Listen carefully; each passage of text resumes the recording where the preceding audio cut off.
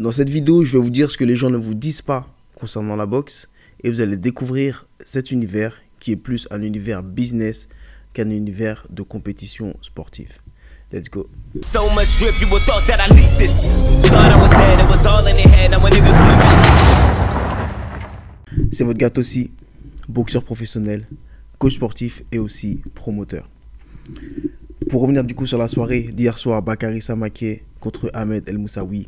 Belle opposition, une très belle adversité, un combat qui était vraiment attendu de la part des fans du boxeur Bakary Samaké pour du coup asseoir sa légitimité, cette espèce de notoriété qu'il est en train de créer au fur et à mesure du temps, que ce soit sur les réseaux sociaux ou bien même sur le ring, et la légende française Ahmed El Moussaoui qui est là depuis de nombreuses années, qui a une très longue carrière en boxe anglaise, qui n'est absolument pas négligeable et qui a du coup un palmarès également pas négligeable et qui était là, comment dire, pour et montrer à son public et se prouver à lui-même qu'il est encore sur la voie, qu'il est encore actif, qu'il est encore puissant, qu'il est encore un bon boxeur, et pour prouver du coup à toute cette nouvelle génération qu'il ne fallait pas négliger du coup l'expérience de ce boxeur.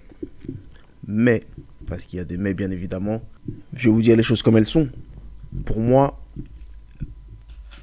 tu sais où tu mets les pieds en allant dans ce genre d'événement là, en sachant en face de toi, voilà, que tu as une star, entre guillemets, pas des réseaux sociaux, mais qui utilise en tout cas ces médias pour gagner en visibilité, en notoriété, pour asseoir sa notoriété dans le monde de la boxe. Et il fait très bien. D'ailleurs, c'est ce que je vous recommande à tous de faire quand vous êtes un athlète de haut niveau, peu importe la thématique, mais d'utiliser les réseaux sociaux, c'est très, très, très important.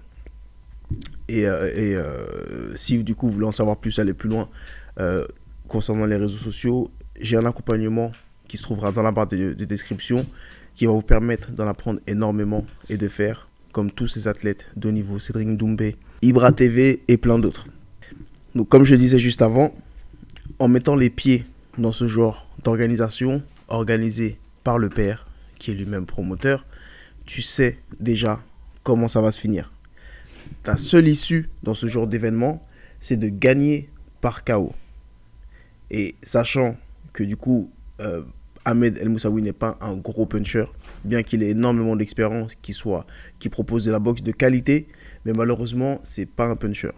Donc, c'était un choix bien effectué par l'équipe Samaké pour prendre cet adversaire, pour du coup affronter une légende de la boxe anglaise en France, d'accord, et pour du coup faire monter, faire évoluer et prouver à son audience, au monde, que Bakary Samaké est un vrai boxeur légitime, avec de vraies performances, etc., etc., etc.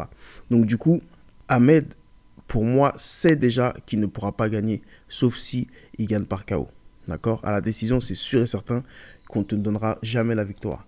Donc c'était un choix bien réfléchi de la part des deux côtés, des deux adversaires, des deux équipes, pour que ce combat se fasse et pour que dans tous les cas, ça finisse comme ça. Certes, je ne suis pas en train de vous dire que Ahmed El Moussaoui s'est fait acheter ou quoi que ce soit. Ce que je suis en train de dire, c'est que il est venu faire la guerre, il est venu faire son combat, il est venu faire une guerre. On peut le voir sur absolument tous les rounds. Il est venu pour gagner.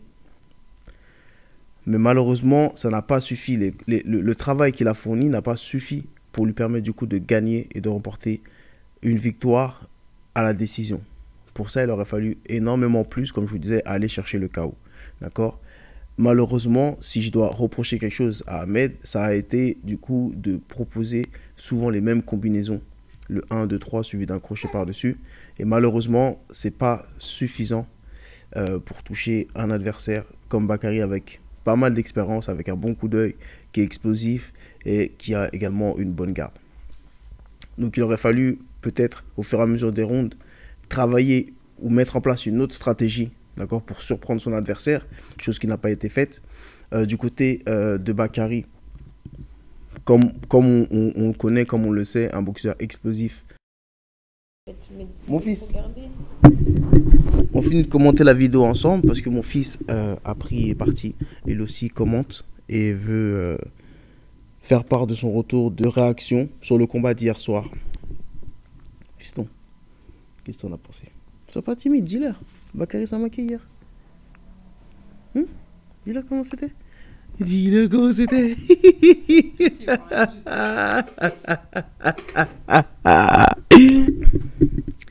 Et en face, concernant Bakary, on avait un Bakary, comme vous le connaissez, explosif, avec un bon style, avec une bonne technique de défense, mais qui, je pense que c'était sa stratégie également, accrochait beaucoup pour limiter du coup la casse.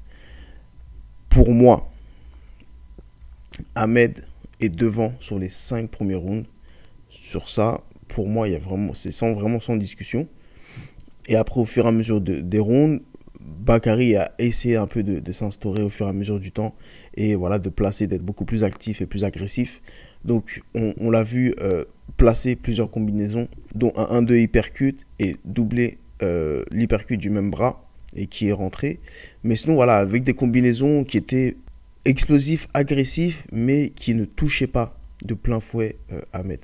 Donc, si personnellement je devais aller au point et donner une décision au point, je la donnerais très sincèrement à Ahmed. Après, maintenant, une fois de plus, on sait très bien comment ça se passe dans ce genre de situation où tu es au domicile de ton adversaire.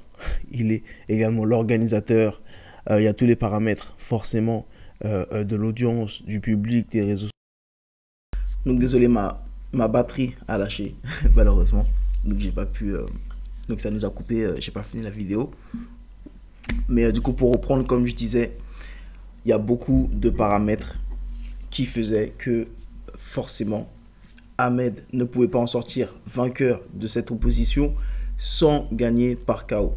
Donc même si à mes yeux en tout cas il a fait une meilleure performance que Bakary, c'est lui qui avançait, c'est lui qui a fait le combat, il est venu faire la guerre. Ça a manqué un peu de précision malheureusement, mais il a envoyé beaucoup plus de coups, il a été plus performant. Après, vous me direz votre avis dans les commentaires. Mais malheureusement pour certains, heureusement pour d'autres. Mais c'est comme ça que la boxe fonctionne. C'est un business et beaucoup l'oublient. Beaucoup même ne sont pas au courant de tous ces paramètres. Qui sont que, effectivement, il y a des carrières qui se construisent. Des carrières de boxeurs, des carrières de promoteurs, des carrières de beaucoup de carrières dans ce milieu-là. Et ça fait partie de la boxe, c'est le business. On n'envoie pas un mec au charbon au début de sa carrière pour qu'il aille se faire allumer. Donc voilà, il faut d'abord monter sa notoriété, prendre des gens. Et pas des gens qui sont là, qui sont prêts à se coucher. Ok, aussi faisais-moi, attention, je te donne un coup de poing, je vais te donner un coup de poing comme ça, et puis tu t'allonges. Oublie pas de t'allonger, hein, sinon t'es pas payé. Non. C'est des mecs, tu vas prendre des mecs qui sont moins forts que toi, parce que tu as besoin de gagner confiance en toi, tu as besoin d'avancer, tu as besoin de gonfler ton palmarès, d'avoir voilà, d'abord des victoires pour te faire monter dans les rangs, pour que après tu aies des propositions qui sont beaucoup plus alléchantes et beaucoup plus onéreuses et qui vont te permettre de briller. Mais voilà, ce sera à toi, une fois de plus, de faire le taf pour briller. Là, il n'y aura plus personne voilà, qui aura envie de se faire acheter ou de se faire payer pour que tu puisses avancer. Donc là, c'était le cas d'Ahmed. Il n'est pas venu pour perdre, comme vous l'avez vu, il est venu pour gagner, mais avec beaucoup de paramètres en sa défaveur. Donc c'est pour ça qu'il n'aurait jamais pu gagner dans ce combat-là. Le père de Bakary étant l'organisateur et le promoteur de cet événement. C'est ça que je vais vous faire comprendre, c'est ça que je vais vous expliquer. Tout comme, bon je ne veux pas m'éloigner, mais tout comme Ngannou contre Fury. Fury n'aurait jamais pu perdre, c'est pas possible.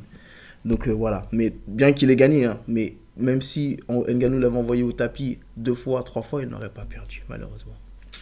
Mais bon, c'est comme ça. Donc voilà, pour ce qui est de la boxe. Mais voilà, ce genre d'événements, en tout cas, ils font énormément plaisir. Derrière les belles images qu'on retrouve et qu'on voit, c'est le respect que les boxeurs se donnent entre eux, le respect qui n'était peut-être pas forcément existant au début, mais qui l'est à la fin. Et c'est toujours comme ça. La boxe, c'est vraiment un très beau sport. Bien que voilà, l'argent parfois détruit un peu cette image. Mais le bon côté, en tout cas, pour les combattants, c'est qu'à la fin, on s'embrasse, on se serre dans les bras, on se respecte, on s'aime. Et c'est vraiment ça qui est beau à voir et qui fait avancer la boxe. Nous, des organisations comme celle-ci, on en veut plus, on en veut encore et encore et encore, en espérant que les Français arrêtent de s'éviter et nous proposent plus de prestations comme celle-ci. Et, euh, et voilà, pour ce qui est du monde de la boxe. Donc dites-moi dans les commentaires ce que vous en avez pensé. Si vous pensez que Bakary est le futur de la boxe, du moins en France. Et si vous trouvez que cette victoire lui va de droit à 200%. Donc voilà, je suis impatient de vous lire. En tout cas, d'ici la prochaine vidéo, je vous dis à très bientôt. Prenez soin de vous.